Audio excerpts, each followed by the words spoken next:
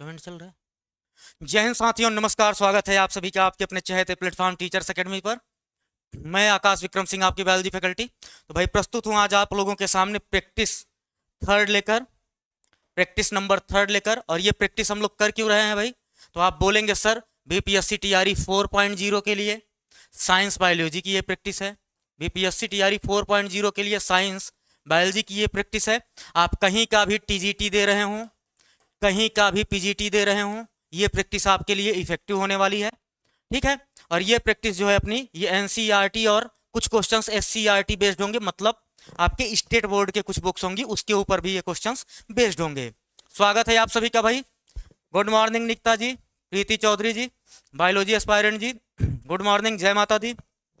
चलिए भाई, एक बार आप लोग क्लियर करिए, ऑडियो वीडियो क्लियर है भाई? ऑडियो वीडियो क्लियर है कि नहीं? Good morning Prabhakar ji, audio video clear है कि नहीं भाई? चलिए,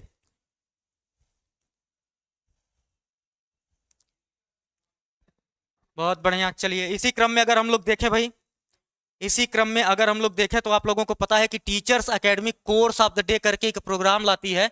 और आज का कोर्स ऑफ द डे है सर टीजीटी पॉलिटिकल साइंस के लिए। आज का कोर्स ऑफ द डे है टीजीटी पॉलिटिकल साइंस के लिए। आज का कोर्स ऑफ द डे है टीजीटी पॉलिटिकल साइंस के लिए। और आज की ऑफर प्राइस जो रखी गई है इस कोर्स के लिए वो है 699, 699 रुपए भाई। कोर्स की वैलिडिटी 24 आवर्स है, सॉरी, ऑफर की वैलिडिटी 24 आवर्स है। कोर्स की वैलिडिटी 1 ईयर है, 1 साल कोर्स की वैलिडिटी है।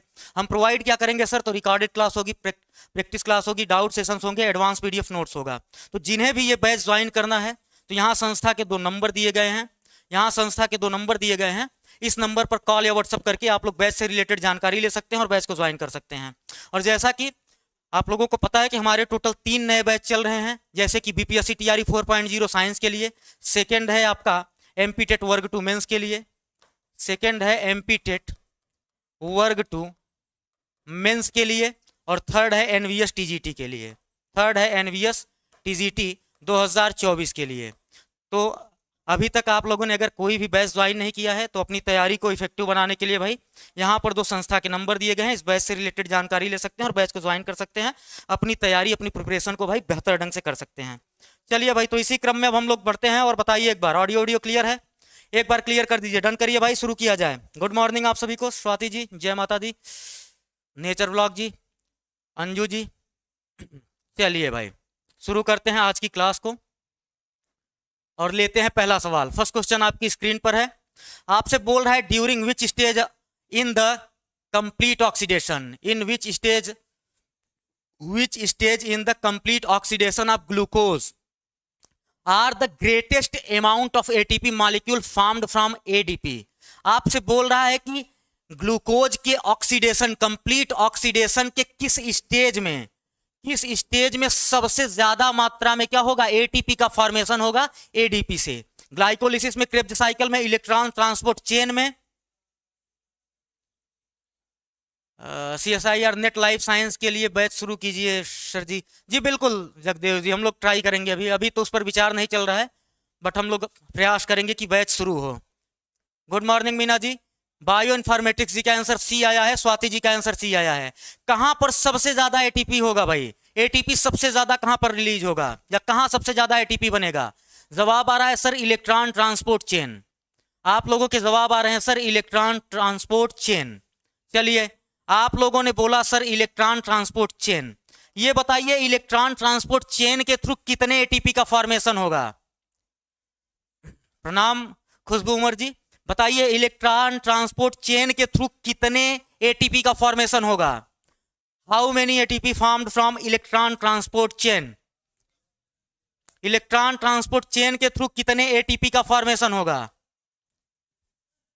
कितने एटीपी का फॉर्मेशन होगा भाई? इलेक्ट्रॉन ट्रांसपोर्ट चेन के थ्रू कितने एटीपी का फॉर्मेशन होगा? आप लोगों का जवाब बिल्कुल सही है, इसे हम मान भी रहे हैं, बट यहां पर कितने एटीपी बनेंगे?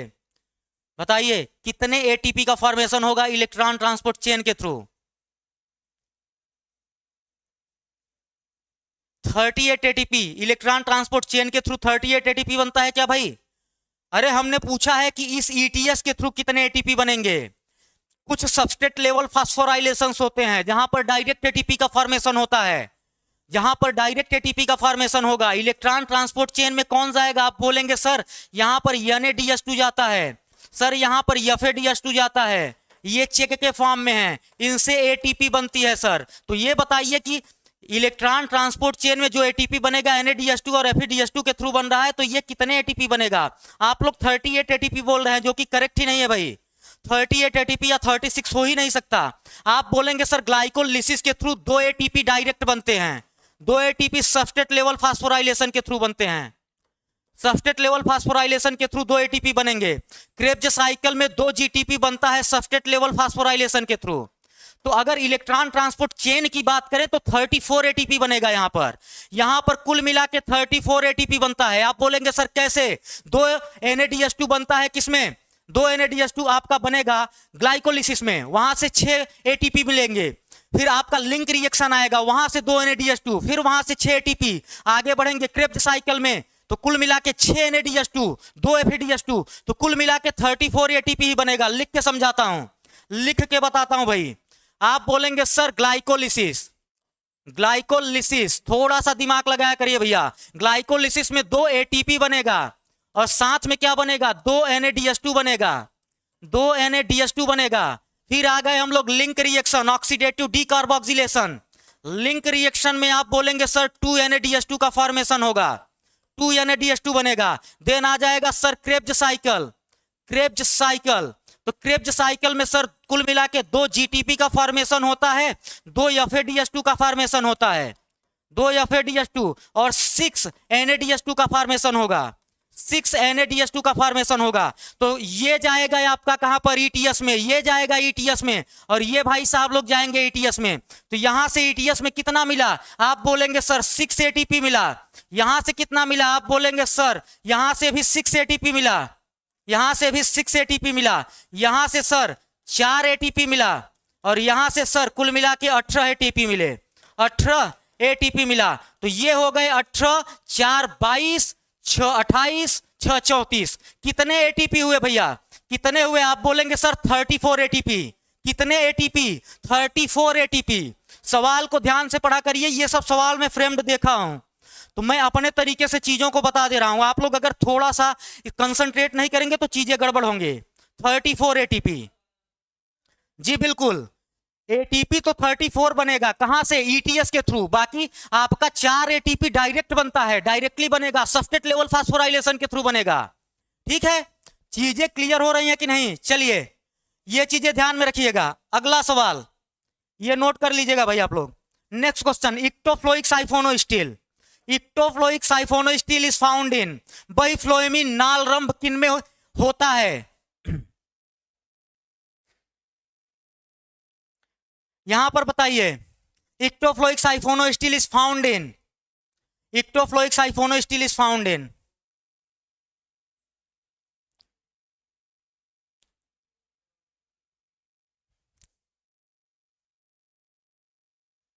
टू का ए आ रहा है, ऑस्मुंडा और क्या भाई? इक्विसिटम। बिल्कुल, ऑस्मुंडा और इक्विसिटम में इक्टोफ्लोइक साइफोनोस्टील देखने को मिलता है। एडियंटम में क्या मिलेगा भाई? एडियंटम में कैसा होगा? आप बोलेंगे सर यहां पर एडियंटम की बात करें या मार्सिलिया की बात करें? एडियंटम और मार्सिलिया में क्या होगा? आप बोलेंगे सर एम्फीफ्लोइक होगा, एम्फीफ्लोइक साइफोनोस्टील होगा, साइफोनोस्टील होगा, साइफोनोस्टील होगा। यहां पर भी एम्फीफ्लोइक साइफोनोस्टील होगा, साइफोनोस्टील होगा। बिल्कुल भाई, सबके जवाब आ रहे थे ए, तो बिल्कुल सही है, करेक्ट है। टू का जवाब आया है ए, बिल्कुल सही है भाई। चलिए अगला सवाल, 3rd number question, glucose 6 phosphate dehydrogenase deficiency is associated with haemolysis of. आज का बढ़िया सवाल, glucose 6 phosphate dehydrogenase deficiency in associated with haemolysis of leukocyte, lymphocyte, platelet, RBC, platelet, RBC. Question number 3, question number 3 भाई बताइएगा।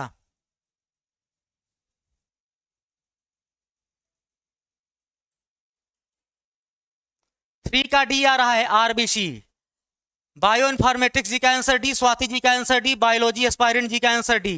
बिल्कुल भाई, RBC ही आपका answer होगा। आप बताइए ग्लूकोज 6 फास्फेट डिहाइड्रोजिनेज डिफिशियंसी जो होती है ये कैसी डिजीज है? कैसी डिजीज है भाई? यक्स लिंक्ड है, वाई लिंक्ड है, ऑटोसोमल है, कैसी डिजीज है? हाँ, lysis of him in RBC. बिल्कुल भाई, ये कैसी डिजीज है आप बताइएगा, डिजीज कैसी है ये? एक्स लिंक्ड है, वाई लिंक्ड है, सेक्स लिंकेज है यहां पर, कि ऑटोसोमल है, डोमिनेंट है, रिसेसिव है, क्या होगा भाई बताइएगा।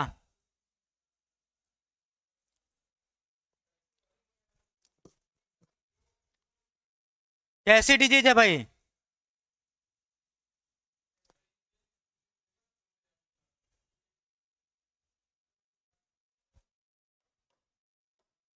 ये हो जाएगा एक्स लिंक्ड रिसेसिव डिजीज होगी।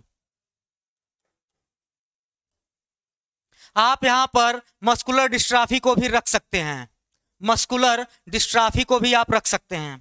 अगला सवाल, 4th number question, which one of the following pair is mismatched? कौन सा पेयर मिसमैच्ड है? निम्नलिखित में से कौन सा एक उचित सुमेल नहीं है? Nuclear power, radioactive waste, solar energy, greenhouse effect, fossil fuel burning, release of CO2, biomass burning, release of CO2। बताइए भैया, यहां पर जवाब दीजिए, सवाल आपके सामने है, जवाब दीजिएगा। बहुत अच्छे, एक्स लिंक्ड होगा, रिसेसिव होगा भाई। हाँ, एक डिजीज और होती है ड्यूकने मस्कुलर डिस्ट्रॉफी, वो भी एक्स लिंक्ड रिसेसिव होती है। एक्स लिंक्ड रिसेसिव में हम लोग दो ही डिजीज पढ़ते हैं, ग्लूकोज 6 फास्फेट डिहाइड्रोजिनेज डिफिशियंसी, और एक होगा आपका ड्यूकने मस्कुलर डिस्ट्रॉफी। यहां पर जवाब दीजिए, आंसर आ रहा है sir B, solar energy mismatched है। किससे? ग्रीन हाउस इफेक्ट से। बिल्कुल भाई, जो आपका न्यूक्लियर पावर प्लांट होगा वहां से रेडियो एक्टिव वेस्ट निकलेंगे, बिल्कुल सही है। फॉसिल फ्यूल बर्न होगा तो कार्बन डाइऑक्साइड का इमिशन होगा, बिल्कुल सही है। बायोमास बर्न करेगा तब भी CO2 निकलेगा। बस बट ये क्या है? मिसमैच्ड है भाई, ये मिसमैच्ड है। बहुत बढ़िया, 4 का आंसर भी होगा जी। बिल्कुल बिल्कुल भाई, मस्कुलर डिस्ट्रॉफी या एक बोलते उसका पूरा नाम है ड्यूकने मस्कुलर डिस्ट्रॉफी। अगला सवाल, 5 नंबर क्वेश्चन, इसका जवाब आप लोग दीजिएगा। 5 नंबर क्वेश्चन भाई, इसका जवाब दीजिएगा, इसका जवाब दीजिए। द डिफिशियंसी ऑफ माइक्रोन्यूट्रिएंट, आपसे बोल रहा है the deficiency of micronutrient not only affect growth of plant but also vital functions as photosynthetic and mitochondrial electron flow. क्या कर रहा है? फोटोसिंथेटिक और माइटोकॉन्ड्रियल इलेक्ट्रॉन फ्लो को भी क्या कर रहा है? अफेक्ट कर रहा है। Among the list given below which group of 3 element, which group of 3 element cell affect most both photosynthetic and mitochondrial electron transport. आपसे बोल रहा है कि फोटोसिंथेटिक और माइटोकॉन्ड्रियल इलेक्ट्रॉन ट्रांसपोर्ट को मोस्टली कौन अफेक्टेड करेगा? 3-3 के सेट दिए गए भाई, जवाब दीजिए। निकिता जी का आंसर डी आया है, सुचि जी का आंसर बी आया है, स्वाति जी का बी आया है भाई, सीवी जी का आंसर बी आया है। अरे कोई बात नहीं है सुचि जी, राधे राधे। आंसर क्या होगा भाई? प्रीति चौधरी जी ने आंसर बी दिया है। तो यहां पर आप देखो ध्यान से, क्या होगा? कैल्शियम, कैल्शियम का तो रोल ही नहीं भैया, बी भी नहीं। यहां पर आंसर होगा डी, कॉपर हो गया आपका, मैग्नीज हो गया और आपका आयरन हो गया। ये इलेक्ट्रॉन ट्रांसपोर्ट में क्या करते हैं? हेल्प करेंगे, चाहे वो फोटोसिंथेटिक हो या माइटोकॉन्ड्रियल इलेक्ट्रॉन ट्रांसपोर्ट हो, यही तीनों करते हैं। कैल्शियम का रोल ही नहीं होता है भाई। मोलिब्डेनम कहां इलेक्ट्रॉन ट्रांसपोर्ट कराएगा? मोलिब्डेनम आपका क्या करेगा बताइए? निकिल और कोबाल्ट, मैग्नीज हो गया आपका, कोबाल्ट हो गया एंड कैल्शियम हो गया। तो इनका काम थोड़ी होता है इलेक्ट्रॉन का ट्रांसपोर्ट कराना फोटोसिंथेटिक और माइटोकॉन्ड्रिया में। कॉपर आपका कर सकता है। अगर हम कॉपर की बात करें या मैग्नीज की बात करें, या मैग्नीज क्या करेगा? फोटोलिसिस ऑफ वाटर कराएगा। आयरन की बात करें, कैटलेज एंजाइम हो गया, पेरोक्सिडेज एंजाइम हो गया, उसमें आयरन आप क्या करेगा? इंपॉर्टेंट रोल प्ले करेगा। अगर कॉपर की हम लोग बात कर लें तो कॉपर आपका क्या है? प्लास्टोसाइनिन का पार्ट होगा। कॉपर आपका प्लास्टोसाइनिन का पार्ट होगा। कॉपर किसका पार्ट होगा? प्लास्टोसाइनिन का पार्ट होगा भाई। तो ये सब इलेक्ट्रॉन ट्रांसपोर्ट में हेल्प कराते हैं। इलेक्ट्रॉन ट्रांसपोर्ट में कॉपर हो गया आपका, मैग्नीज हो गया या आयरन हो गया, ये सब हेल्प करेंगे, यही तीनों करेंगे।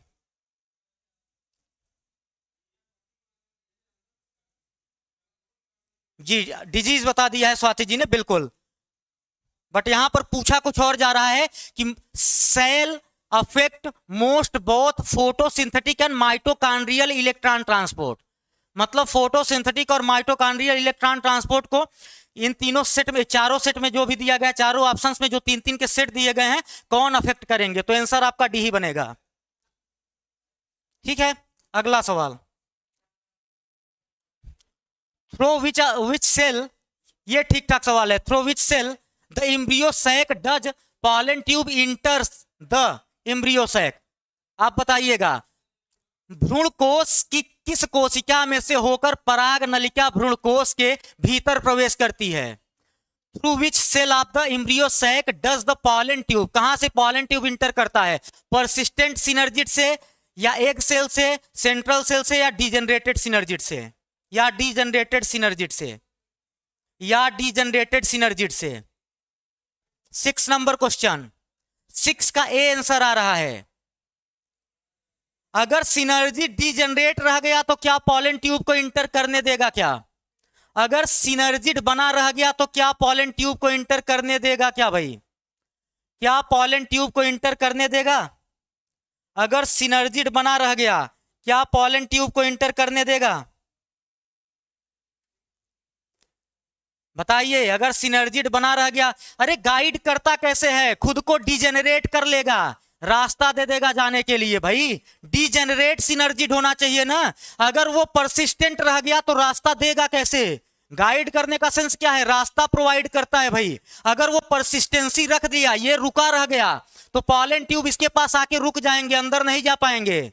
तो ये करता क्या है? ये क्या करेगा भाई? डिजेनरेट कर लेता है खुद को और गाइड कर देता है कि भाई आप एंट्री करो, भाई आप एंट्री करो। तो डिजेनरेट सिनर्जिड होना चाहिए, न कि परसिस्टेंट।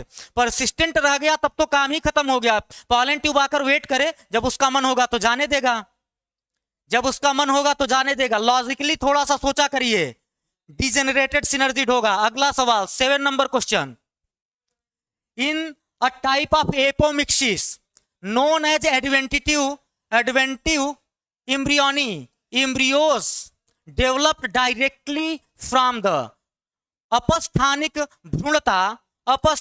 भ्रूणता कहे जाने वाले एक असंग जनन प्रारूप में भ्रूण सीधे किससे परिवर्धित होते हैं?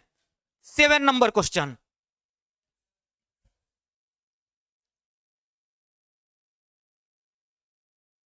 सेवन नंबर क्वेश्चन भाई।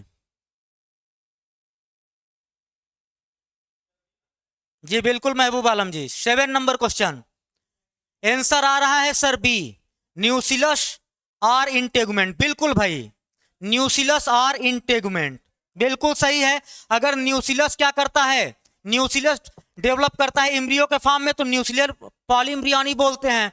तो ये चीजें आपको सिट्रस में देखने को मिलेंगी। आंसर बी होगा आपका, बहुत बढ़िया। न्यूसिलस होगा या इंटेगुमेंट हो सकता है, बिल्कुल। चलिए अगला, इसका जवाब दीजिए। The ornithine cycle, in ornithine cycle which of the following waste, कौन सा waste are removed from the blood? यहां पर फार्म लिखा है तो आप लोग फ्रॉम द ब्लड समझिएगा। यहां पर फार्म नहीं होना चाहिए, फ्रॉम होना चाहिए, ठीक है ना। ऑर्निथीन साइकिल में कौन से वेस्ट रिमूव होते हैं ब्लड से? कौन से वेस्ट ब्लड से रिमूव होंगे? इसका जवाब दीजिए। 8 का आंसर, 8 का आंसर भाई।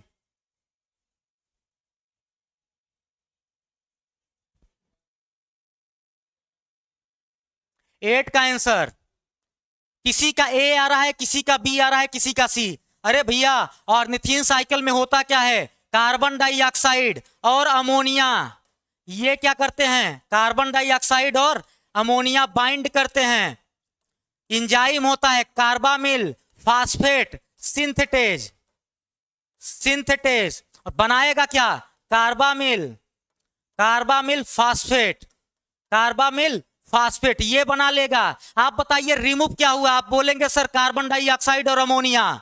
कार्बन डाइऑक्साइड और अमोनिया रिमूव होगा, यूरिया का तो फॉर्मेशन होता है भैया, यूरिया तो बनती है। आप बोलेंगे sir answer CO2 and ammonia होगा, कार्बन डाइऑक्साइड एंड अमोनिया होगा, और ये कन्वर्ट होगा किसमें? कार्बामिल फास्फेट में। एंजाइम होगा कार्बामिल फास्फेट सिंथेटेज। ठीक है, ध्यान दीजिए, हर सवाल को बढ़िया से करिए। अगला सवाल आपसे बोल रहा है at particular locus frequency of capital A allele is 0.6 that of small A is 0.4, what would be the frequency of heterozygous? Heterozygous की फ्रीक्वेंसी क्या होगी? In a random mating population at equilibrium भाई, बताइएगा। जी बिल्कुल, क्रेब्स हैंसलेट साइकिल बोलते हैं, urea cycle भी बोलते हैं। यहां पर जवाब दीजिए। आपसे बोल रहा है ए की फ्रीक्वेंसी कितनी दी गई है? Capital A is equal to 0.6, small A is equal to 0.4, और आपसे पूछ क्या रहा है? अब आपसे कैपिटल ए स्मॉल ए के बारे में पूछ रहा है, हेट्रोजाइगस के बारे में, फ्रीक्वेंसी ऑफ हेट्रोजाइगोट्स। तो आप बोलेंगे सर फॉर्मूला होता है p² plus 2pq plus q² is equal to 1। हम यहां से 2pq की बात करेंगे, यही हेट्रोजाइगस की फ्रीक्वेंसी है। 2 into 0.6 into 0.4 is equal to 0.48। Answer बनेगा सर 0.48, आंसर बन जाएगा 0.48, आंसर बनेगा 0.48, आंसर सी बनेगा भाई 0.48, आंसर बनेगा 0.48। अरे भाई ये फ्रीक्वेंसी है होमोजाइगस डोमिनेंट की, ये फ्रीक्वेंसी है होमोजाइगस रिसेसिव की, और 2pq फ्रीक्वेंसी होती है हेट्रोजाइगस की। अब जब हेट्रोजाइगस की फ्रीक्वेंसी 2pq है तो आप करेंगे क्या? 2 इंटू 0.6, आपके पास ए की वैल्यू है और स्मॉल ए और कैपिटल ए की वैल्यू है, आपने रख दिया यहां पर 2 इंटू 0.6 इंटू 0.4, इनका मल्टीप्लाई हुआ 0.24 आया, यहां मल्टीप्लाई हो गया 0.48 आ गया, आंसर आ गया भैया, आंसर आपका आ गया।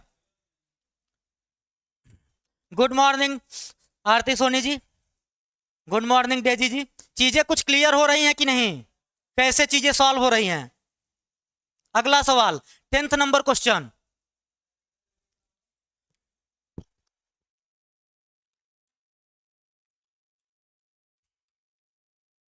दस नंबर सवाल। हार्डी विनबर्ग प्रिंसिपल तो याद ही होगा आप लोगों को, फॉर्मूला तो याद ही होगा। चलिए, bacillus thuringiensis strain have been used for designing novel, किसके लिए यूज किया जाता है? Bio insecticidal plant, bio mineralization process, bio fertilizers, bio metallurgical technique, किसके लिए यूज किया जाता है भाई बैसिलस थुरीजेनेसिस का स्ट्रेन? बैसिलस थुरीजेनेसिस का स्ट्रेन भाई 10th का ए आ रहा है आप लोगों का जवाब। सर प्लांट बनेगा बायो इंसेक्टिसिडल प्लांट। बहुत बढ़िया। अगला सवाल 11th नंबर क्वेश्चन, बताइए। अभी तक तो हमने सिक्रिटीन और कॉलिसिस्टोकाइनिन का फंक्शन देखा था।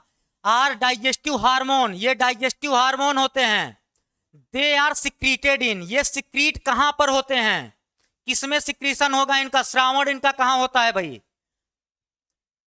बताइए। क्वेश्चन नंबर 11, ओइसोफेगस या ईसोफेगस, इलियम हो जाएगा, डिओडिनम हो जाएगा, कि पाइलोरिक स्टमक होगा? सिक्रिटीन और कॉलिसिस्टोकाइनिन का सिक्रीशन कहां पर होता है? सिक्रिटीन करता क्या है? ये पैनक्रियाज के क्या करेगा? पैनक्रियाज को बोलेगा कि आप वाटर और किसका सिक्रीशन करो? बाइकार्बोनेट का, मतलब नॉन एंजाइमेटिक पार्ट निकलवाएगा। और अगर बात करें हम लोग कॉलिसिस्टोकाइनिन की, तो ये गाल ब्लैडर को बोलेगा कि आप बाइल का सिक्रीशन करो। आंसर सी आ रहा है, बिल्कुल भाई, डिओडिनम। आंसर क्या होगा? सी, डिओडिनम। डिओडिनम में इनका सिक्रीशन होता है भाई, बिल्कुल।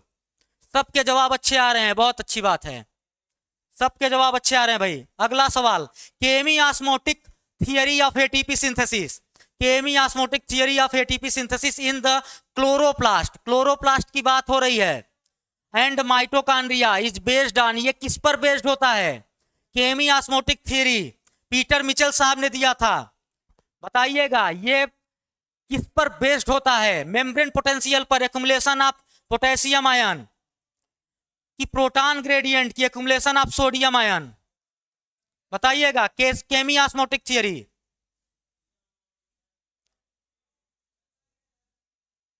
सर क्लास का टाइम बता दो सर। ऐसा है अरुण जी, क्लास की टाइमिंग 11 बजे होती है मॉर्निंग में, डेली चलती है क्लास, मंडे टू संडे चलती है। 11 AM पर हम लोग मिलेंगे, 11 बजे सुबह, एकदम प्रातः काल। ठीक है, 11 बजे भाई। अच्छा, पूरा पढ़े भी नहीं, सीधा आंसर। बहुत बढ़िया, याद भी होना चाहिए। कुछ चीजें तो डायरेक्टली पता होनी चाहिए। किस पर? प्रोटॉन ग्रेडियंट पर बेस्ड होता है, प्रोटॉन ग्रेडियंट पर बेस्ड होगा। बहुत बढ़िया भाई। अगला सवाल, 13 number question, identify the correctly matched pair. Correctly matched pair को आइडेंटिफाई करिए।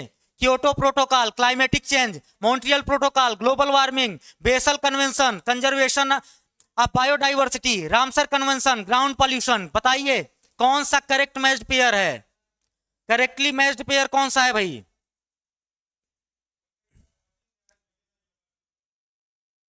अरुण कुमार, टीजीटी के ऑनलाइन क्लास चाहिए, क्या लिखे हैं?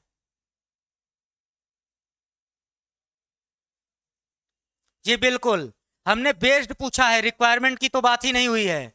नहीं, मेम्ब्रेन भी चाहिए होता है, एटीपी सिंथेज भी चाहिए होता भाई, प्रोटॉन ग्रेडियंट भी चाहिए, प्रोटॉन पंप भी चाहिए। बिल्कुल भाई।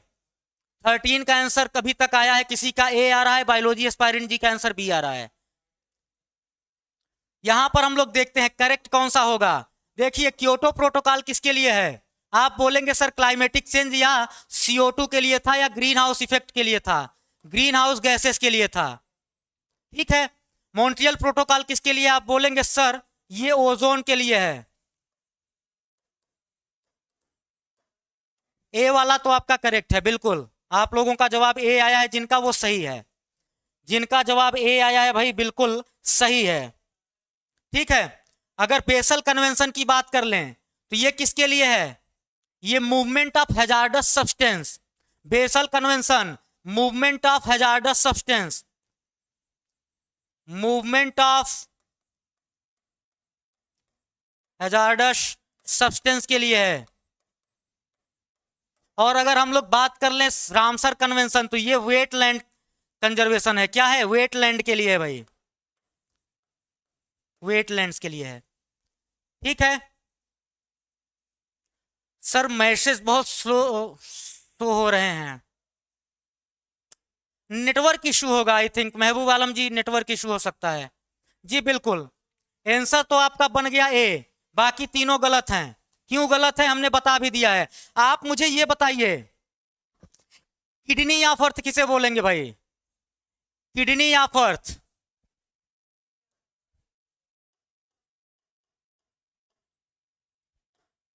लंग ऑफ प्लेनेट आपने देख लिया, किडनी ऑफ प्लेनेट बताइए, किडनी ऑफ प्लेनेट किसे बोलेंगे? लंग्स ऑफ प्लेनेट भी बता दीजिए, लंग्स ऑफ प्लेनेट किसे बोलेंगे? ये दोनों का जवाब चाहिए हमको, आप लोगों से ही चाहिए।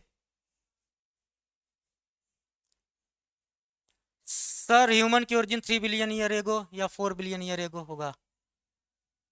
अभी यहां पर कंसंट्रेट करिए, बताते हैं उसको। यहां बताइए किडनी ऑफ प्लेनेट क्या होगा और लंग्स ऑफ प्लेनेट क्या होगा, इसका जवाब दीजिए। हाँ बिल्कुल, किडनी ऑफ प्लेनेट बोलेंगे वेटलैंड्स को, ये वेटलैंड्स को बोलेंगे। और लंग्स ऑफ प्लेनेट क्या होगा? Amazon rain forest, Amazon rain forest, Amazon rain forest. बहुत बढ़िया, ये ध्यान रखिएगा, ये भी एक सवाल ही है। अगला सवाल, auxospore and hormogonia, auxospore and hormogonia are formed respectively by, auxospores and hormogonia, hormogonia या hormocyst, auxospore and hormogonia are formed respectively by some cyanobacteria, many diatoms, several diatoms and few cyanobacteria, several cyanobacteria and several diatoms, some diatoms and several cyanobacteria। इसका जवाब दीजिएगा भैया। Lungs हमेशा, महबूब आलम जी, बच्चा बच्चा जानता है, जानना भी चाहिए भाई। 14 का आंसर, 14 का आंसर भाई। आक्जो स्पोर कहां पर पाया जाता है बताइएगा। आप बोलेंगे सर आक्जो स्पोर बनता है कहां पर, ये बनेगा डायटम्स में, सेवरल डायटम्स में। और हार्मोगोनिया को हार्मोसिस्ट भी बोलते हैं, ये कुछ साइनोबैक्टीरिया में बनता है जैसे ऑसिलेटोरिया। सर टीजीटी के ऑनलाइन क्लास का टाइम बता दो सर। यहां पर ये नंबर दिया गया है, ठीक है सर अरुण जी, नंबर दिया गया है 9628959237। इस पर कॉल करिए या व्हाट्सअप करिए, आपको सारी जानकारी मिलेगी भाई, इस पर सारी जानकारी मिल जाएगी सर। बिल्कुल आंसर आपका भी बन जाएगा यहाँ पर, जिनका भी जवाब भी आया है बिल्कुल सही है भाई। सेवरल डाइएटम्स और कुछ साइनोबैक्टीरिया में क्या पाया जाएगा रिस्पेक्टिवली पूछा है। तो आक्जो स्पोर बनेगा डाइएटम्स में, हार्मोगोनिया को ही हार्मोसिस्ट बोलते हैं, वो बनेगा आपका साइनोबैक्टीरिया में। और साइनोबैक्टीरिया में क्या होगा भाई, ऑसिलेटोरिया एग्जाम्पल हो सकता है। बहुत बढ़िया, चलिए अगला सवाल 15 नंबर क्वेश्चन, इसका जवाब दीजिए। The name of Norman Borlaug, Norman Borlaug name is associated with doctor Norman Borlaug का नाम किससे जुड़ा है? Green revolution, white revolution, yellow revolution, blue revolution, बताइएगा भाई। हाँ, diatoms chief producer of ocean होता है। Good morning Rashmi ji, chief producer of ocean. Norman Borlaug Sahab किससे रिलेट करेंगे भाई, किससे एसोसिएटेड हैं? आप बोलेंगे सर ग्रीन रिवोल्यूशन से। इनको बोला क्या जाता है? Father of green revolution in word, ये वर्ड हैं, वर्ड में है भाई, पिता हैं ये ग्रीन रिवोल्यूशन के विश्व के लिए। अगर इंडिया की बात की जाए तो आप बोलेंगे सर यमयश स्वामीनाथन, यमयश स्वामीनाथन जो होंगे ये क्या होंगे? Father of green revolution in India. आप इन्हें लिख लेंगे father of green revolution in India, in India, ठीक है। व्हाइट रिवोल्यूशन किससे रिलेट करता है भाई? व्हाइट रिवोल्यूशन आप बोलेंगे सर व्हाइट रिवोल्यूशन करेगा किससे? मिल्क प्रोडक्शन से, इसे ऑपरेशन फ्लड भी बोलते हैं। आप बताइए व्हाइट रिवोल्यूशन के पिता कौन है? Father of white revolution, white revolution के पिता कौन है भाई?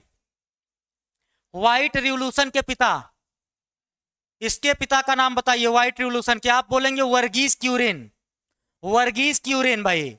येलो रिवोल्यूशन आप बोलेंगे sir oil seed, oil seed से रिलेट करेगा, बहुत बढ़िया। और अगर आपसे ब्लू रिवोल्यूशन पूछा जाए तो आप बोलेंगे एक्वेटिक एनिमल्स जैसे कि एक्वाकल्चर, पीसीकल्चर, इसके क्या होंगे? या मेनली क्या होगा? फिश फार्मिंग के लिए ब्लू रिवोल्यूशन टर्म हम यूज करेंगे। आप बताइए यहां पर ब्लू रिवोल्यूशन के फादर कौन होंगे? ब्लू रिवोल्यूशन के फादर, ब्लू रिवोल्यूशन के फादर कौन होंगे भाई? ब्लू रिवोल्यूशन के फादर कौन होंगे? ब्लू रिवोल्यूशन के फादर, जी बिल्कुल वर्गीस क्यूरिन आप लोग का सही है। यहां बताइए ब्लू रिवोल्यूशन के फादर कौन होंगे? आप बोलेंगे सर हीरालाल चौधरी, हीरालाल चौधरी।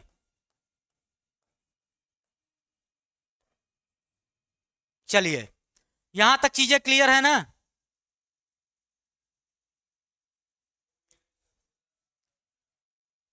अगला सवाल भाई, next question, nucleotides are building block, nucleotides are building block of the nucleic acid. अब आपसे पूछ क्या रहा है? Each nucleotide is composite molecule formed by, एक न्यूक्लियोटाइड की बात कर रहा है, बोल रहा है प्रत्येक न्यूक्लियोटाइड, प्रत्येक न्यूक्लियोटाइड एक संयुक्त अणु होता है जो बना होता है। इसका जवाब दीजिए। बिल्कुल महबूब आलम जी। 16 नंबर क्वेश्चन, 16 नंबर क्वेश्चन, 16 का बी होना चाहिए, डी नहीं होगा।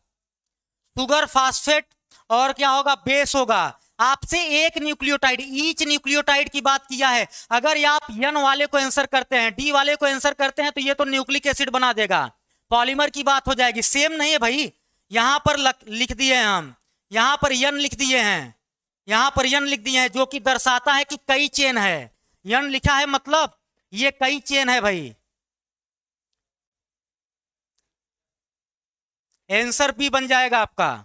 हमने ऑलरेडी शुरू में ही वहां पर एन लिखा है, जो क्या करेगा, जो ये शो करा रहा है कि यहां पर कई चेन हो जाएगी।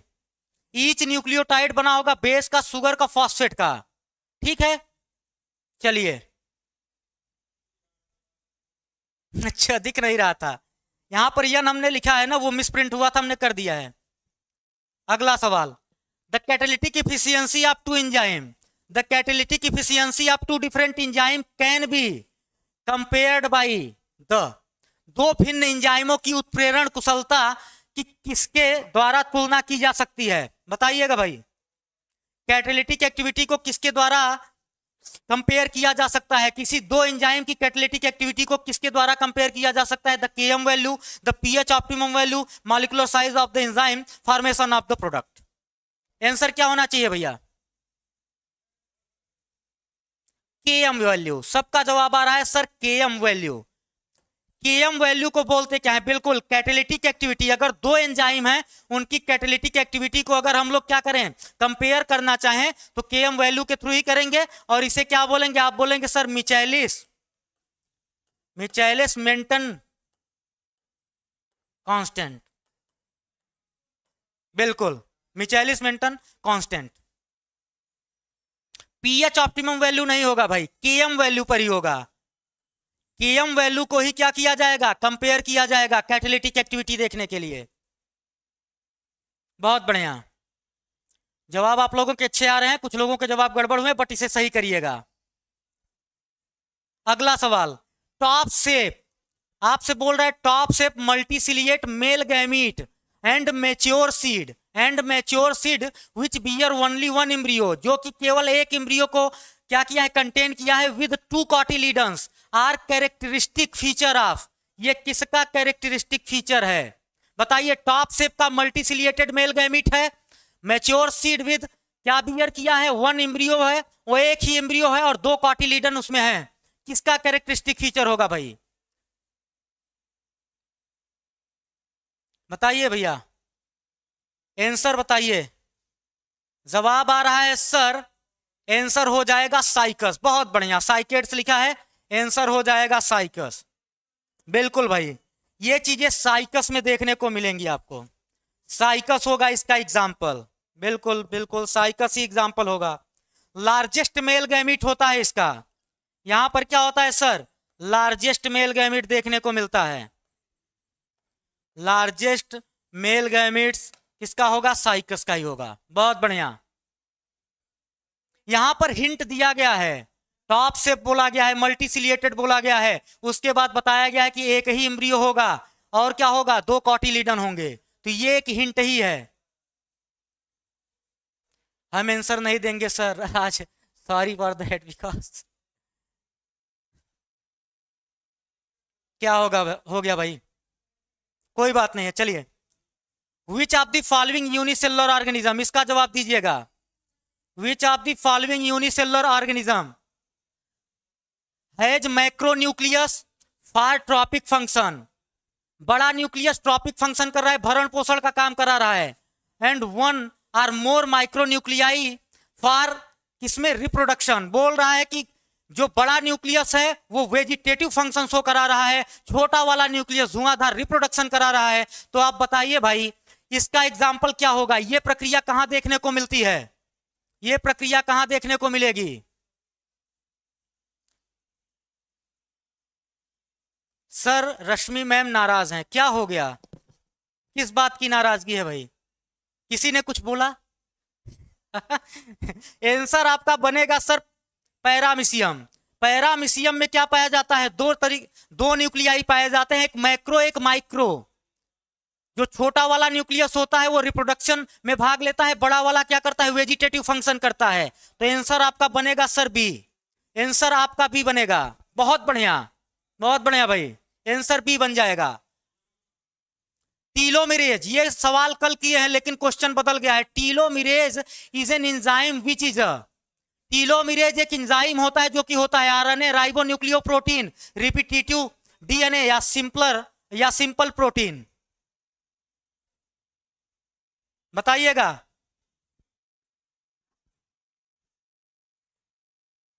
टीलोमरेज एंजाइम क्या होता है भाई?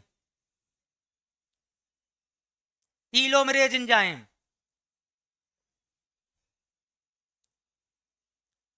हेल्थ इशू है सर। ठीक है, कोई बात नहीं, आराम से खाइए पिए भाई, फलाहार लीजिए ना, आप लोग व्रत हैं तो सब खाते पीते रहिए। भगवान पर भी इतना लोड मत दीजिए भाई, वो भी परेशान हो जाए कि भक्त भूखे प्यासे पड़े हुए हैं। बहुत बढ़िया जवाब आ रहा है सर, राइबो न्यूक्लियोप्रोटीन। बिल्कुल, आपका जो टीलोमेरेज एंजाइम होता है वो एक तरीके का राइबो न्यूक्लियोप्रोटीन होता है। पाया कहां जाएगा? अरे भाई, रिपीटेटिव डीएनए नहीं होता, पाया कहां जाएगा? टीलोमियर में पाया जाएगा, जो कि कैसा होता है? गुआनिन इनरिच होता है। कल ये सवाल कराया हूं कि टीलोमियर में, टीलोमियर क्या करता है? इंडिविजुअलिटी को बना के रखता है, क्रोमोसोम का लॉस रोकता है, और क्या करेगा? वहां पर गुआनिन रिच होगा, कंडीशन गुआनिन रिच होगी, और वहीं पर टीलोमिरेज एंजाइम होता है जो कि राइबो न्यूक्लियोप्रोटीन होता है, जो कि राइबो न्यूक्लियोप्रोटीन होता है। व्रत वाले और चाप कर खाते हैं सर? अच्छा, नहीं मुझे नहीं पता है ना, मैं व्रत नहीं रहता, नॉर्मली मैं वैसे ही चाप के खाता हूं।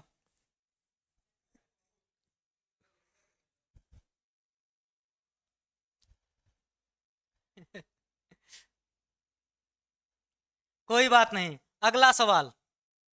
इन order to find out different, ये सवाल पढ़िए, इसका जवाब आप लोग खुद देंगे, ये मैं कराया हूं, इसका जवाब आप लोगों को ही देना है।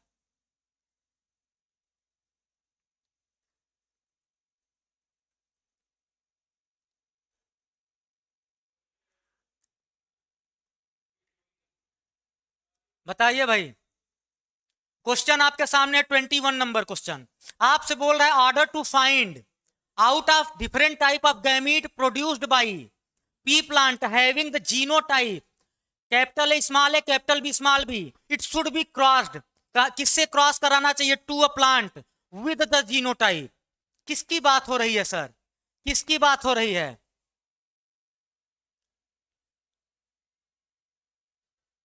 बताइए। यहां पर बात हो रही है सर टेस्ट क्रॉस की। अरे टेस्ट क्रॉस के थ्रू ही तो हम क्या करते हैं? जीनोटाइप फाइंड करते हैं। तो यहां टेस्ट क्रॉस जैसा बिहेवियर किसका? अरे भैया टेस्ट क्रॉस, आप बताओ ना, टेस्ट क्रॉस, टेस्ट क्रॉस की बात हो रही है। बोल रहा है order to find the different type of gamete produced by genotype. ये है भाई साहब, ये क्रॉस करेंगे किसके साथ? इनके साथ क्रॉस करेंगे, टेस्ट क्रॉस की बात हो रही है। तो टेस्ट क्रॉस इसमें क्या हो सकता है? आप बोलेंगे सर होमोजाइगस रिसेसिव कंडीशन किसके पास है? सिर्फ इसके पास है, सिर्फ बी वाले के पास है। सवाल को एक बार पढ़ा तो करो भैया।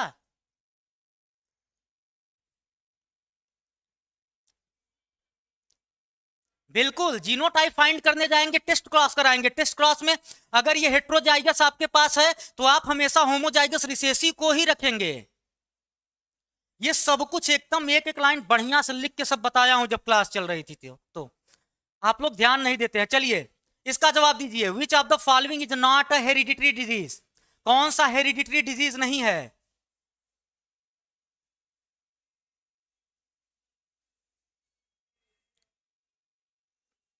सवाल में ट्रिक दिया जाता है, मेंशन कभी नहीं बोला थोड़ी जाएगा। Test cross find the genotype अगर बोल दिया गया तो वो टेस्ट क्रॉस ही तो है भाई। सवाल में कभी भी मेंशन नहीं किया जाएगा। आपसे बोला कि जीनोटाइप फाइंड करिए, और जीनोटाइप किसी भी अननोन प्लांट का जीनोटाइप फाइंड करने के लिए आप करेंगे क्या? टेस्ट क्रॉस कराएंगे। एक ही मेथड है टेस्ट क्रॉस, एक ही मेथड है भाई टेस्ट क्रॉस। यही तो सिखाया था सर। जवाब आ रहा है क्रेटिनिज्म, बहुत बढ़िया। क्रेटिनिज्म जो है ये हेरिडिटरी डिजीज नहीं होता है, ये हाइपोथायरॉयडिज्म के थ्रू होता है, हाइपोथायरॉयडिज्म के थ्रू होगा। जब थायरॉक्सिन हार्मोन का सिक्रीशन कम होता है तो क्रेटिनिज्म होता है भाई। बहुत बढ़िया। मुझे ट्रिक नहीं समझ आई सर। देखिए सवाल में दिया क्या है, आपसे बोल रहा है find out different type of gamete. तो डिफरेंट टाइप ऑफ गैमीट को फाइंड करने के लिए जीनोटाइप भाई इसका फाइंड करना पड़ेगा ना। गैमीट बोल दिया चाहे जीनोटाइप। टेस्ट क्रॉस में मैंने दो चीजें लिखवाई थी कि आप जीनोटाइप फाइंड कर सकते हो, जीनोटाइप फाइंड कर लोगे तो गैमीट तो ऑटोमेटिकली पता चल जाएगा। तो गैमीट हो या जीनोटाइप फाइंड करने के लिए आप टेस्ट क्रॉस कराओगे। आपके पास एक प्लांट दिया गया है, क्या हेट्रोजाइगस प्लांट दिया गया है, capital A, small capital B, small B, इसका क्रॉस किससे कराओगे? तो आप टेस्ट क्रॉस करने जाओगे तो इसी से करोगे। टेस्ट क्रॉस के लिए आप होमोजाइगस रिसेसिव ही लोगे भैया। एक बार आप क्लास को जाकर पीछे देख लीजिए, चीजें क्लियर हो जाएंगे। बायो इन्फॉर्मेटिक्स की एक बार क्लास जरूर देखिए, चीजें क्लियर होंगी। बताइएगा।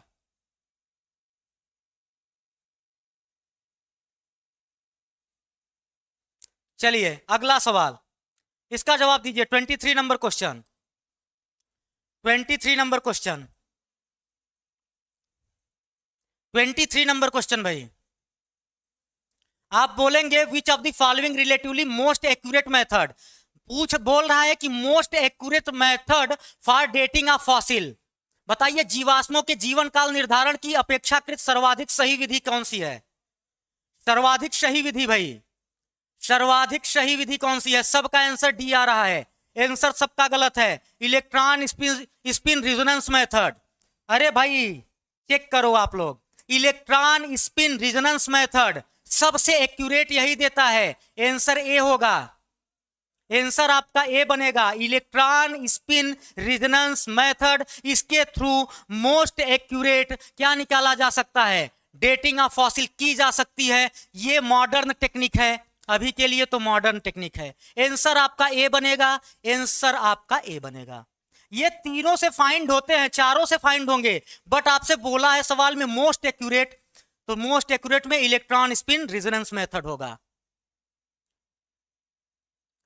ये सब चीजें ध्यान दीजिए भाई।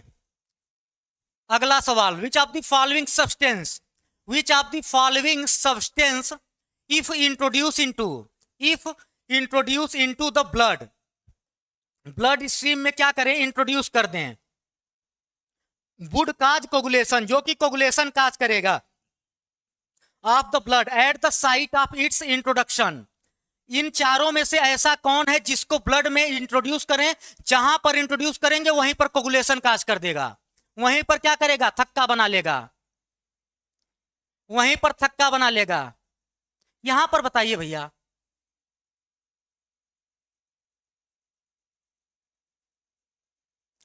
बताइएगा भैया यहां पर 24 नंबर क्वेश्चन, सी क्यों होगा भाई? आपसे यार सवाल पढ़ो भैया, आपसे बोल रहा है would cause coagulation of blood at the site of its introduction. इनमें से कौन ऐसा होगा जिसको इंट्रोड्यूस करेंगे ब्लड स्ट्रीम में तुरंत कोगुलेशन काज कर देगा उसी जगह पर? हिपैरिन तो एंटी कोगुलेंट होता है ना, तो हिपैरिन का तो केस ही नहीं है सर, हिपैरिन का तो केस ही नहीं है। अरे भैया सवाल पढ़िए, निम्नलिखित में से वह कौन सा एक पदार्थ है जिसे यदि रक्त धारा में प्रविष्ट करा दिया जाए तो उससे प्रविष्ट कराने के स्थान पर ही, जहां पर प्रविष्ट कराएंगे वहीं पर रक्त का स्कंदन हो जाएगा, ब्लड कोगुलेशन करा देगा। तो यहां पर थ्रोम्बोप्लास्टिन होना चाहिए भाई, थ्रोम्बोप्लास्टिन होगा। ये थ्रोम्बोप्लास्टिन प्रोथ्रोम्बिन को थ्रोम्बिन में कन्वर्ट करेगा कैल्शियम के प्रेजेंस में, और प्रोथ्रोम्बिन क्या करेगा? जब थ्रोम्बिन बन जाएगा तो यही थ्रोम्बिन फिब्रिनोजन को कन्वर्ट कर देगा फाइब्रिन में। प्रक्रिया इस तरीके की होती है कि आपका जो प्रोथ्रोम्बिन होता है, प्रोथ्रोम्बिन जो होता है ये इनएक्टिव है, इस पर थ्रोम्बोप्लास्टिन काम किया और इसे बना दिया थ्रोम्बिन, ये बन गया सर थ्रोम्बिन। अब यहां पर फिब्रिनोजन है, यहां पर है सर आपका फिब्रिनोजन, फिब्रिनोजन है, इस पर काम किया थ्रोम्बिन और इसे बना दिया फाइब्रिन, क्लॉट का फॉर्मेशन करा दिया। तो यहां पर आंसर होगा थ्रोम्बोप्लास्टिन, थ्रोम्बोप्लास्टिन होगा बिल्कुल। अरे भाई डीजेनरेट क्या होता है? डीजेनरेट जब होगा प्लेटलेट तो थ्रोम्बोप्लास्टिन बनता है, कहीं पर कट लगता है तो थ्रोम्बोप्लास्टिन सबसे पहले आता है, क्योंकि उसे क्या करना है? थक्का बनाना है। बिना थ्रोम्बोप्लास्टिन के इनके अंदर ये कैपेबिलिटी नहीं है कि ये कन्वर्ट हो जाए थ्रोम्बिन में, और अगर थ्रोम्बिन नहीं बनेगा तो फिब्रिनोजन से फाइब्रिन कभी बन नहीं सकता। इनको तो ये तो चाहिए ही चाहिए, थ्रोम्बोप्लास्टिन तो चाहिए ही चाहिए भाई।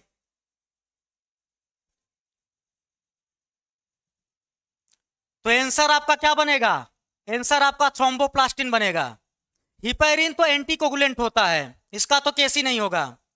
अगला सवाल, at what stage of cell cycle, इसका जवाब दीजिए। At what stage of cell cycle histone protein synthesized in a eukaryotic cell.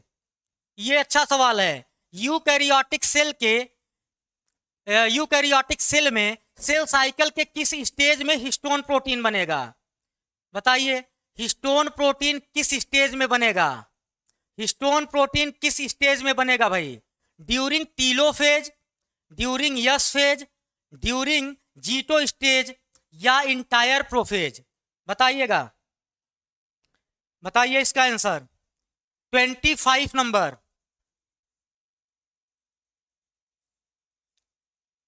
25 synthetic phase Swati ji का जवाब आया है। सबका जवाब बी आ रहा है। हिस्टोन प्रोटीन कहां पर बनेगा भाई? एस फेज में। बिल्कुल, यस फेज में ही क्या होगा? हिस्टोन प्रोटीन बनेगा। बहुत बढ़िया। नॉन हिस्टोन कहां पर बनेगा बता दीजिए। नॉन हिस्टोन प्रोटीन कहां पर बनेगा? नॉन हिस्टोन प्रोटीन कहां पर बनेगा? नॉन हिस्टोन प्रोटीन का फॉर्मेशन कहां पर होगा? नॉन हिस्टोन प्रोटीन कहां पर बनेगा? हिस्टोन तो बन गया यस फेज में, नॉन हिस्टोन कहां पर बनेगा भाई? नॉन हिस्टोन, नॉन हिस्टोन के लिए अभी तक किसी ने कुछ बताया नहीं है। ये कहां पर बनेगा, किस स्टेज में? नॉन हिस्टोन, हाँ ट्यूबलिन जीटूम बन जाएगा। बिल्कुल, नॉन हिस्टोन कहां पर बनेगा? नॉन हिस्टोन जीवन में बनता है। नॉन हिस्टोन आपका जीवन में बनता है, जीवन। ठीक है, हिस्टोन आपका कहां पर बनेगा? यस में बनेगा। अगला सवाल, इन विच वन, हाँ, in which one pair both the plant can be vegetatively? इसका जवाब तो आप लोगों को पता भी होगा। Vegetatively propagated by leaf pieces. बताइए, ब्रायोफिल्लम कलंकी आपसे बोल रहा है निम्नलिखित में से किस एक जोड़े में, जोड़े के दोनों पत्तों का पत्तियों के टुकड़े से कायिक प्रजनन किया जा सकता है? मतलब बोल रहा है कि कौन सा यहां पर प्लांट पेयर होगा जो कि प्रोपागेटेड होता है किसके थ्रू? लीफ पीस के थ्रू।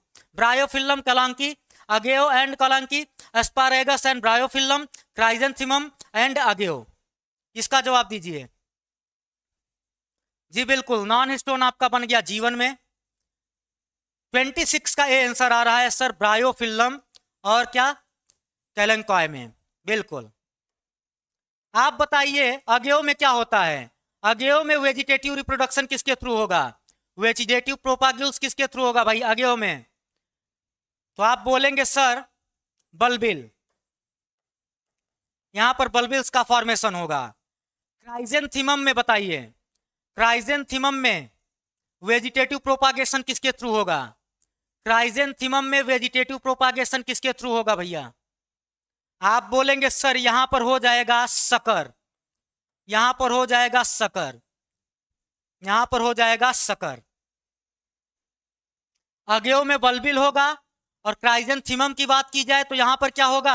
आप बोलेंगे सकर। मिंट भी हो सकता है सकर, मिंट में भी सकर होता है, ठीक है ना। क्राइजेंथिमम के साथ हम मिंट भी लिख सकते हैं, पुदीना।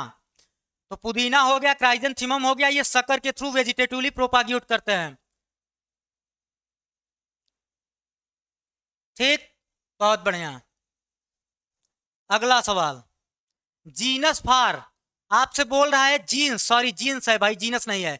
Jeans for cytoplasmic male sterility in plant are generally located in. आपसे बोल रहा है कि cytoplasmic male sterility in plant का जीन कहां पर लोकेट करेगा? न्यूक्लियर जीनोम में, क्लोरोप्लास्ट जीनोम में, साइटोसाल में या माइटोकॉन्ड्रियल जीनोम में? या माइटोकॉन्ड्रियल जीनोम में। हाँ, मिंट भी शक्कर होता है, पुदीना जो होता है वहां पर भी शक्कर ही बनता है भाई, मिंट में भी शक्कर होगा, मिंट में भी शक्कर ही होगा। बताइएगा, cytoplasmic male sterility in plant का जीन कहां पर लोकेट करेगा? अब यहां पर प्लांट की जगह मैं मेज भी लिख दे, मतलब मेज लिख दे रहा हूं, अब शायद कुछ चीजें क्लियर हो। आपसे बोल रहा है साइटोप्लाज्मिक मेल स्टेरिलिटी इन मेज का जीन कहां पर लोकेट करेगा? अभी तक जवाब किसी का सी आया है, किसी का डी, किसी का बी। देखते हैं भाई, किसी का ए भी आ रहा है। तो ये माइटोकॉन्ड्रियल जीन आंसर होगा sir, mitochondrial gene. Mitochondrial gene, mitochondrial gene.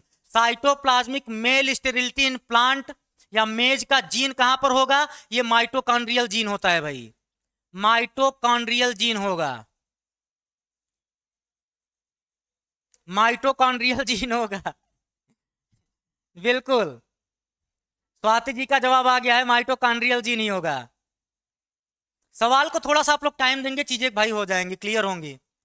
अगला सवाल 28 नंबर क्वेश्चन, बताइए potometer work on the principle of, potometer किस सिद्धांत पर कार्य करता है?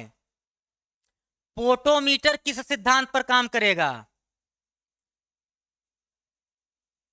जी बिल्कुल निकिता जी, पोटोमीटर किस सिद्धांत पर काम करता है? पोटोमीटर किस सिद्धांत पर वर्क करता है भाई? अभी तक जवाब आया नहीं है किसी का। Potometer, potential difference between the tip of the tube and that of the plant, amount of water absorb equal the amount of transpired, osmotic pressure या रूट प्रेशर, किस प्रिंसिपल पर काम करेगा भाई? आप बोलेंगे सर आंसर होगा बी, आंसर क्या हो जाएगा भाई? बी। पोटोमीटर डिमोन्स्ट्रेटेड होता है किसके लिए? आप बोलेंगे सर ये हम लोग करते हैं किसके लिए? Demonstrated for the phenomenon of transpiration. तो इसमें हम लोग देखेंगे क्या, कितना वाटर एब्जॉर्ब हुआ और कितना ट्रांसपायर्ड हुआ। ठीक है, पोटोमीटर इसी प्रिंसिपल पर काम करता है। बहुत बढ़िया, ट्रांसपायरेशन रेट को मेजर करता है, बिल्कुल। तो आंसर आपका बी होना चाहिए। अगला सवाल, विच of the following pair is correctly matched, कौन सा पेयर करेक्टली मैच्ड है? Fibrous joint, cartilaginous joint, gliding joint या हिंज ज्वाइंट? जवाब दीजिएगा भाई। सब कहें बी, हमको भी बी ही लगा सर। अच्छा महबूब आलम जी, जवाब दीजिएगा भैया, इसका जवाब दीजिए। फाइब्रस ज्वाइंट कहां पर देखने को मिलेगा? आप बोलेंगे सर स्कल में, स्कल में फाइब्रस ज्वाइंट होता है जिसे सुचर बोलते हैं या सचर बोलते हैं। फैलेंजेज के बीच में क्या होगा? आप बोलेंगे हिंज हो जाएगा यहां पर। Cartilaginous joint sir skull bone में नहीं होता, ये एडजेसेंट वर्टिब्री में होता है, एडजेसेंट वर्टिब्री में होगा, वर्टिब्री में होगा sir. Gliding joint between zygapophysis of successive vertebrae, बिल्कुल ग्लाइडिंग ज्वाइंट ही है ऐसा ऑप्शन जो करेक्टली मैच्ड है। ठीक है, आंसर बनेगा सी। हिंज ज्वाइंट वर्टिब्री के बीच में नहीं होता, कल ही बताया था, एक ट्रिक बताया था हाइक। हिंज ज्वाइंट आपका नी में पाया जाएगा, एल्बो में पाया जाएगा। बहुत बढ़िया, आंसर सी हो जाएगा। अरे भैया सी होगा, आंसर सी होगा, आंसर आपका सी हो जाएगा। ग्लाइडिंग ज्वाइंट जो होता है between zygapophysis of the successive vertebrae में ही देखने को मिलता है। अगला सवाल 30 number question, a person is undergoing prolonged fasting, एक पर्सन है, उन्होंने क्या किया, व्रत रख लिया कई दिनों के लिए।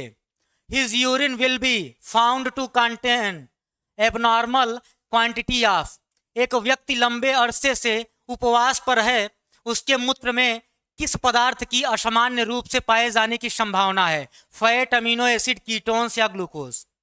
बताइए भाई।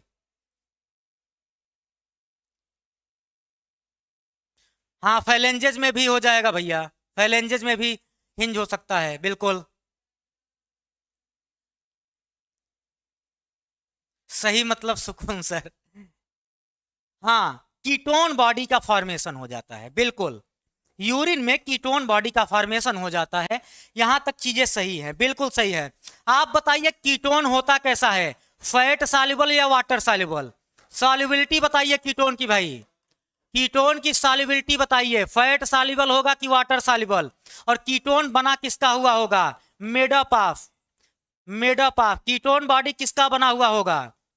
ये दोनों चीजों का जवाब दीजिए, इसका जवाब दीजिए भैया, बताइए। कीटोन वाटर सॉल्युबल होगा कि फैट सॉल्युबल? मेडअप ऑफ किसका बना हुआ होगा कीटोन बॉडी? फैट सॉल्युबल कैसे हो सकता है? अरे भाई यूरिन के थ्रू पास हो रहा है तो वाटर सॉल्युबल होगा, वाटर सॉल्युबल होगा मेरे भाई। थोड़ा सा तो दिमाग लगाया करो, यूरिन के थ्रू पास हो रहा है तो वाटर सॉल्युबल ही होगा। और बना किसका होगा? आप बोलेंगे sir एसिटो acetate beta hydroxy butyrate और एसीटोन। यहां पर आप लिख लेंगे सर एसिटो एसिटेट, सेकेंड हो जाएगा बीटा हाइड्रोक्सी ब्यूटाइरेट, और क्या होगा सर? आप बोलेंगे सर एसीटोन, और होगा एसीटोन। ये तीनों मिलके कीटोन बॉडी का फॉर्मेशन कराते हैं, ये तीनों मिलके कीटोन बॉडी का फॉर्मेशन कराएंगे। ठीक है, बहुत बढ़िया, ये तीनों मिलके कीटोन बॉडी का फॉर्मेशन कराएंगे। तो आज के क्वेश्चंस हम लोगों ने सॉल्व कर लिए हैं। मिलेंगे हम लोग कल की क्लास में। किसी का कुछ भी डाउट हो तो बताइए भाई, कमेंट बॉक्स में। देखो शायद किसी का सवाल था तो आप कमेंट बॉक्स में छोड़िएगा, उसे हम बता देंगे, ठीक है ना? किसी का कुछ डाउट है तो कमेंट बॉक्स में। आज बहुत रॉन्ग हुआ हमारा, कोई बात नहीं, चीजें सही हो जाएंगी। किसी का कुछ भी डाउट हो तो बताइए, नहीं तो हम क्लास को ऑफ करते हैं फिर। चलिए भाई, तो मिलेंगे हम लोग कल की क्लास में। तब तक आप लोग स्वस्थ रहिए, मस्त रहिए, पढ़ाई में व्यस्त रहिए। धन्यवाद। सुची जी आप अपना आंसर कमेंट बॉक्स में छोड़ दीजिए, हम जवाब वहां पर दे देंगे, ठीक है?